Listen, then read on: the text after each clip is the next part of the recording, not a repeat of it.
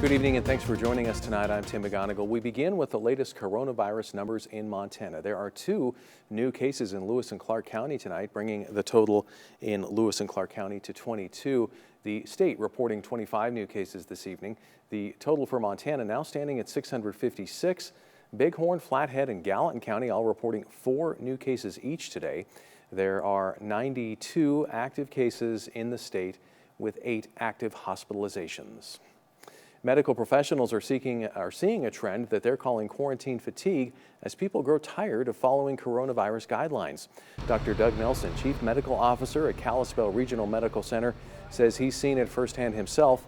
Several months into the coronavirus pandemic, he says people are becoming less vigilant in protecting themselves and others from the spread of the virus. Oftentimes, he's seen people in public not socially distancing and not wearing a mask. While he understands people want to see their friends and interact, he reminds people this is not the time to forget virus guidelines. Instead, he suggests people tired of the virus shift their outlook. This is a time for spending time with your immediate family, with reading more, with appreciating life, with appreciating actually the good things that have happened across the world with the decrease in economic activity in terms of a cleaner environment. People have been pulling together and singing out of windows in Italy. And with an increase in people visiting Montana for the summer months, Dr. Nelson reminds people to stay vigilant by washing hands regularly, don't touch your face, and when you can't social distance, wear a mask. The Gulch fire in Jefferson County is now 50% contained. It's burned just under 1,100 acres. The fire put heavy pressure on Helena's 911 center over the weekend. MTN's Jonathan Ambarian reports on what the center is asking of the public in these situations and what they're doing to improve the information that goes out in emergencies. While strong winds were driving the Gulch fire north toward the Helena area Saturday afternoon, leaders with the Helena Lewis and Clark 911 Center say they received hundreds of calls. Many of them were from members of the public with questions about the fire. We had down trees, down power lines, trees had fallen on homes, trees had fallen on motor vehicles, and in the vicinity of the lake we had boats being swamped by high surf that caused us to divert resources out there. And those inquisitive calls and non-emergency calls really distracted from our ability to do our job.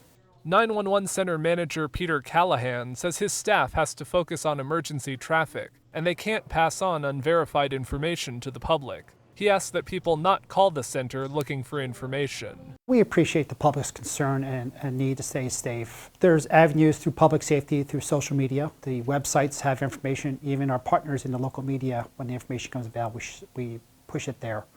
But calling the 911 center asking for general information is not the best course of action. Callahan also says the 911 center is working on improving the automatic notification system for emergencies like this. When the fire approached the Unionville area, they sent out an alert to registered residents using the Smart 911 system. They also used another emergency system to push alerts to all cell phones in that area, but some of those messages ended up going out to people outside of the notification area. We did get some good feedback from the public, from folks who got the alert, and we were able to look at our system and make adjustments for the next crisis that's coming soon. In Helena, Jonathan Ambarian, MTN News.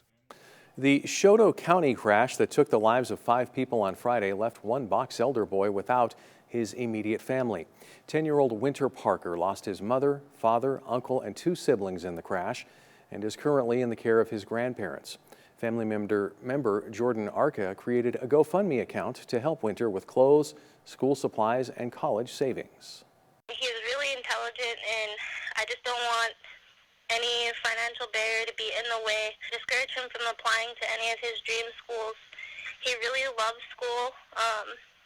He showed a lot of the same interest that his mother did. I just wanted him and his grandparents to have a peace of mind later on.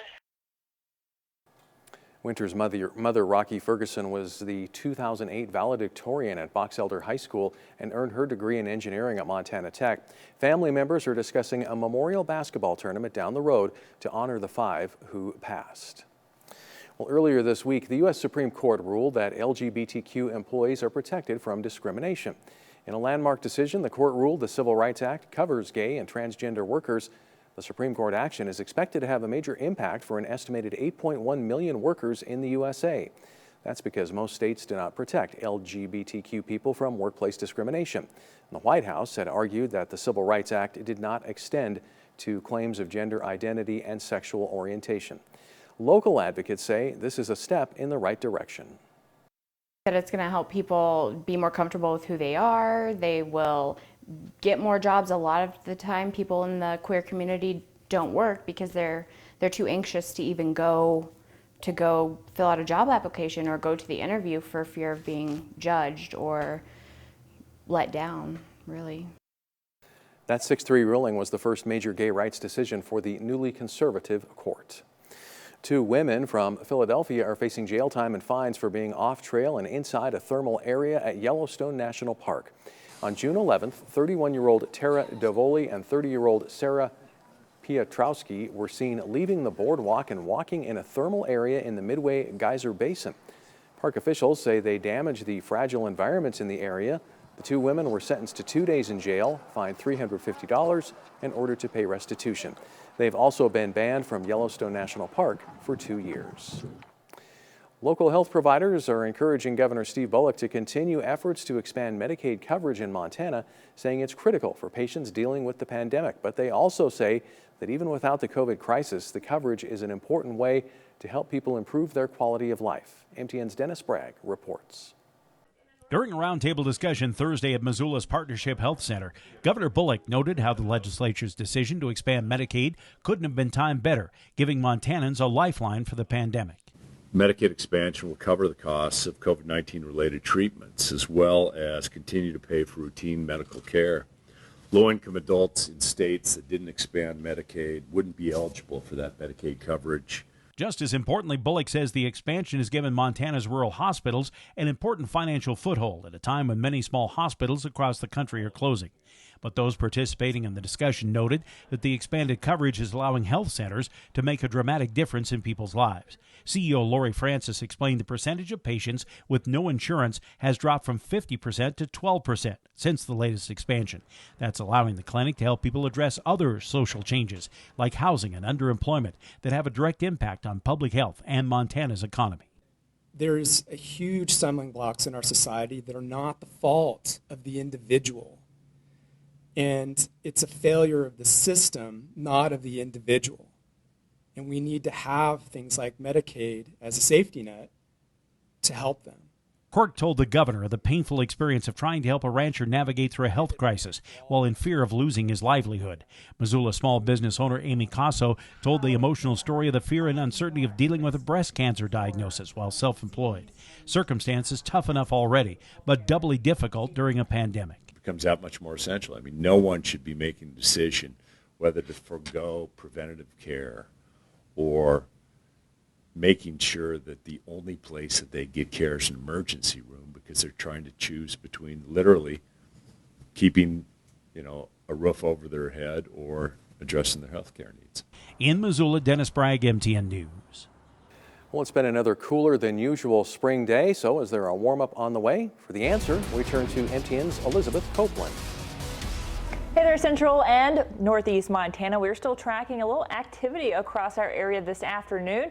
A couple of showers still pushing through the northeast corner. That includes Glasgow and just east of Havre. Those rain showers are popping up, but nothing in the way of thunderstorms really.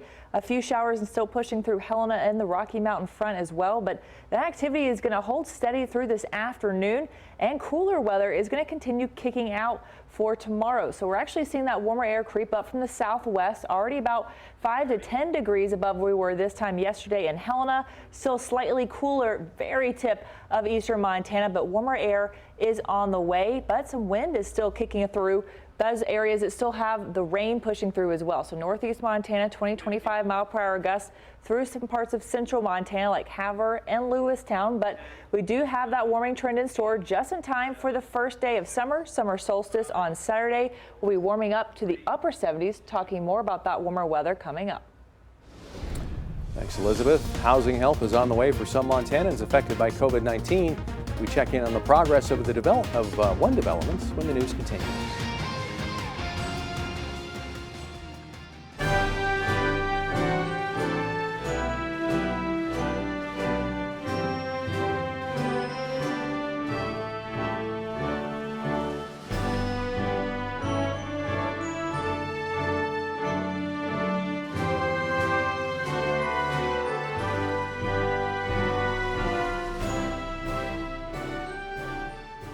Washington by the Montana Television Network.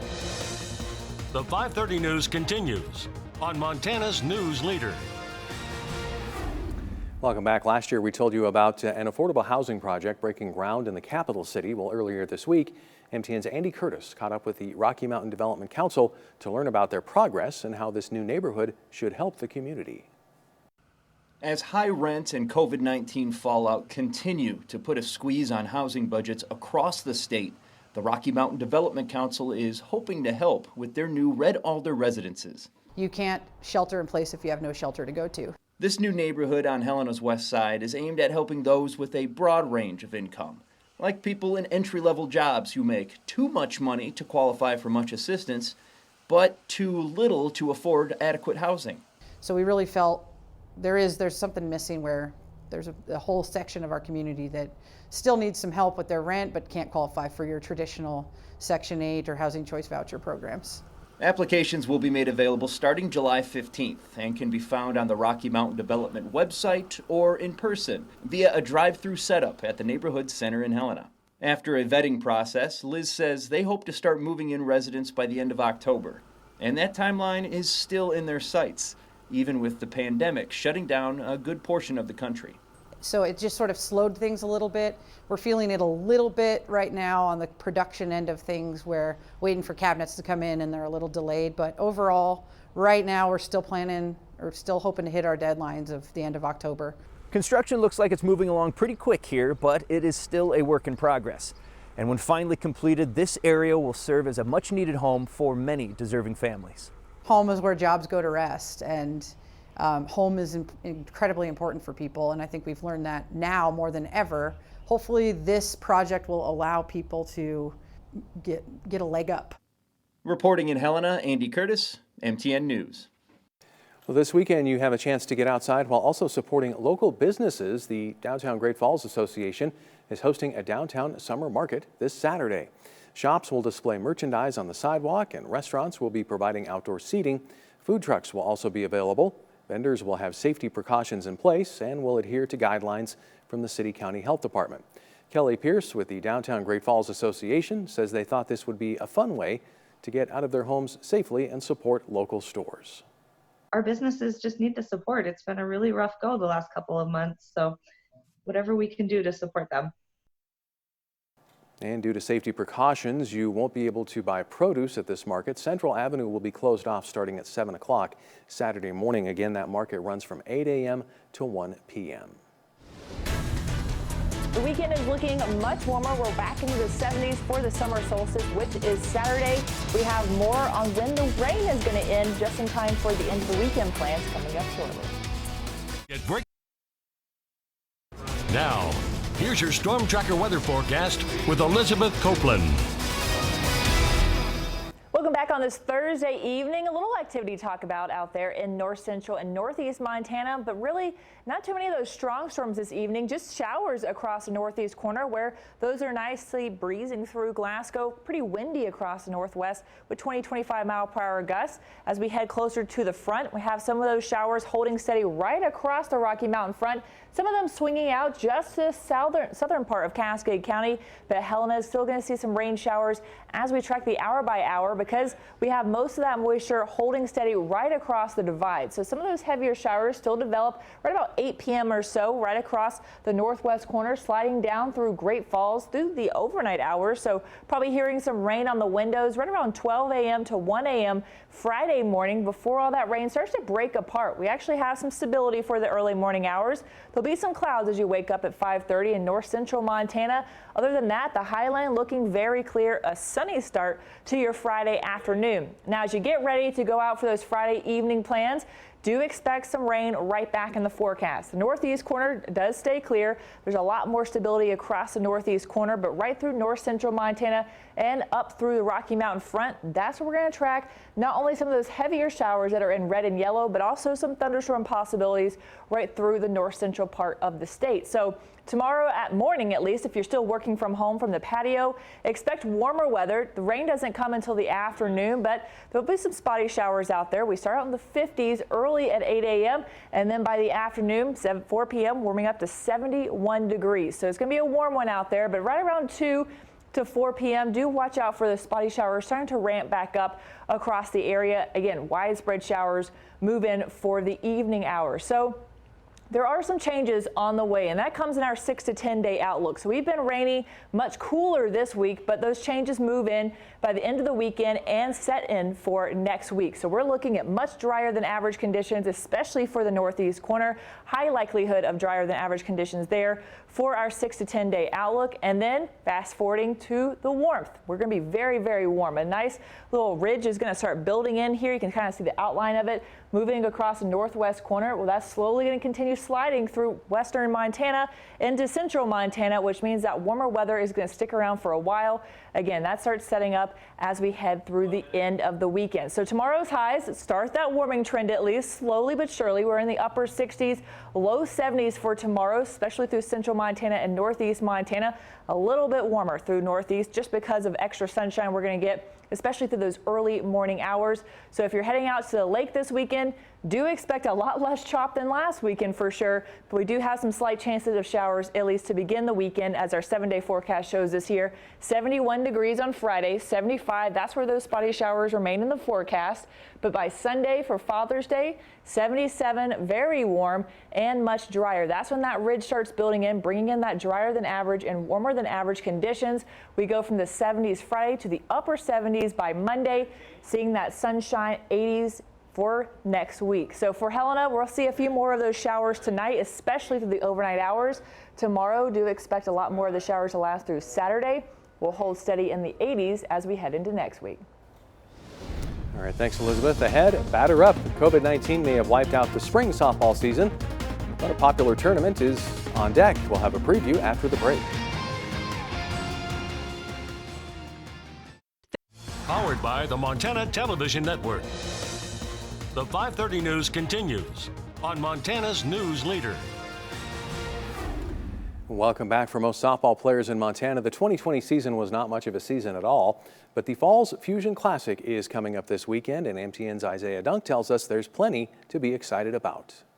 The COVID-19 pandemic ruined the spring softball season this year, but fans in Great Falls will get the chance to get their fix this weekend with a tournament hosted by the newly formed Falls Fusion Club team. 54 teams from around the country will come to the Electric City. University of Providence head coach Joey Egan coaches the U18 team, and she said for the players and coaches, it's welcome news. Me personally, losing our season from the college perspective was tough, and I think everybody went into this kind of a low or kind of a depression about losing your season, and this has really brought me up. I think it's brought everybody up because they lost their high school season, so now just being able to get these girls back on the field and do the game that they love has been a really great experience. One player on the U18 team that did get a short season this year is CMR grad Maddie Moore, whose freshman season at the University of North Dakota got cut short 24 games in. Moore hopes to bring a tough mentality to the Fusion. There were some points where we got down in our games, and I think instead of getting down, we need to get up and stay up. And if we're facing younger teams or stuff like that, we need to stay at our level. We stay the same, we stay who we are, we stay as Falls Fusion the whole time. No one is taking softball for granted right now, especially since COVID-19 is still a threat. Egan said the Fusion board has worked with local health officials to make sure the multi-sport plex is ready to go. We got rid of all the bleachers, so if you're coming, bring your own chair. And hand sanitizers, wiping down dugouts, washing the balls, just doing the best we can to keep everybody safe and have fun, play softball. In Great Falls, Isaiah Dunk, MTN News. The tournament starts Friday. It goes through Sunday. We'll be back right after this. All right, for the weekend, we're going to still see some spotty showers Friday into Saturday, but we jump on that warming and drying trend through the end of the weekend. We're back in the 80s next Tuesday as that high pressure builds in. Well, the Helena Toys for Tots coordinator Howard Mears won the National Toys for Tots Coordinator of the Year award. Mears has been the coordinator close to 10 years. Now he mows lawns every year as part of a fundraising campaign to give toys to children in need every Christmas. He beat out over 800 units across the country to win the award and will be recognized at a National Toys for Tots Board of Directors meeting later on this year. He's actually the third consecutive Helena coordinator to win this award, and he says he's happy to continue the good work set by the previous coordinators. I had some big shoes to fill, and I'll tell you that this award is not mine alone. without my leadership team and without all the volunteers that we have support us, and with all the donors that give to us so generously, we would not be standing here having this conversation today. And Mears, who you might remember mows lawns in return for a donation to Toys for Tots, says he's been so busy now that he could use a little help. And if you would like to help, you can learn more by checking out our website. That's all the time we have. We'll see you back here tonight at 10.